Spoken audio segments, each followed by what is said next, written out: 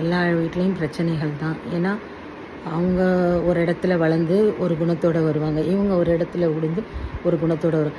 2 குணமும் ஒத்து வராது. சில பேர் ஈஸியாக அடாப்ட் பண்ணிப்பாங்க, சில பேருக்கு ஈஸியாக ஒத்து போகும், ஆனால் சில பேருக்கு ஒத்தே போகாது. அப்போ நம்ம கவலையே படக்கூடாது. நம்ம என்ன மனசில் நினைக்கணும்னா, அல்லாஹ் போட்ட முடிச்சு அப்படின்னு நினைக்கணும். அல்லாஹ் தான் ஜாடிக்கேற்ற முடி, இவங்கள நம்ம இது அனுப்பிச்சிருக்காங்க. ஸோ நம்ம என்ன செய்யணும், சொல்லுவாங்கள்ல தமிழில் ஒன்று, ஆடுற மாட்டை ஆடி கறக்கணும், பாடுற மாட்டை பாடி கறக்கணும் அப்படின்னு சொல்லிட்டு. அதனால் நம்ம அவங்களுக்கூடையே போய் அதுக்குன்னு ஒத்து வரலப்பா உங்களை விட்டுறணும், நம்ம விட்டுறணும், டைவர்ஸ் பண்ணிக்கலாம் அப்படின்னு நினைக்கக்கூடாது.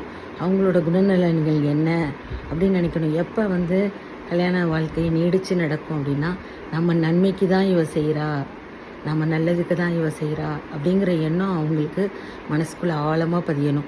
இவன் நம்ம நல்லதுக்கு மட்டும்தான் செய்வா, நமக்காக பாடுபடுறா அப்படின்னு நினைக்கணும்.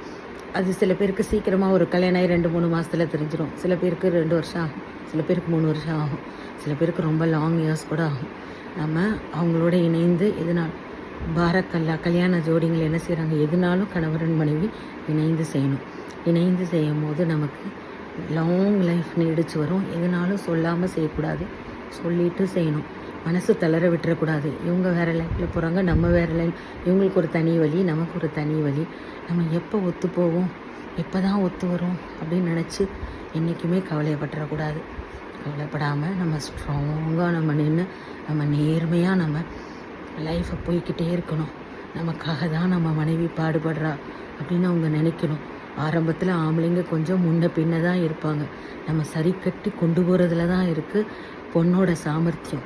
எப்படியாவது நம்ம ஹஸ்பண்டை நம்ம வழிக்கு கொண்டு போயிட்டு நம்ம அவங்களுக்கு கட்டுப்பட்டு அவங்களோட சேர்ந்து பயணிக்கணும். அவங்களுடைய பொருட்களை பாதுகாக்கணும், கற்பை பாதுகாக்கணும். அவங்களுக்கு என்ன நாடுறாங்களோ அதை நம்ம நாடி நம்ம செய்யணும். அப்படிங்கும்போது டைவர்ஸ் இருக்காது. மெயினான ஒன்று கல்யாணங்களில் சகிப்புத்தன்மை ஒன்று அதிகமாக இருக்கணும். சகிப்புத்தன்மையோடு நம்ம நல்லபடியாக நம்ம வாழ்க்கையை முன்னேற்றி கொண்டு போய்கிட்டு இருக்கவே இருக்கணும். அப்போ நம்ம மேரேஜ் லைஃப் ரொம்ப லாங் லைஃப்பாக இருக்கும், நீடித்து நிலைச்சி நிற்கும். அல்ஹம்துலில்லாஹ்.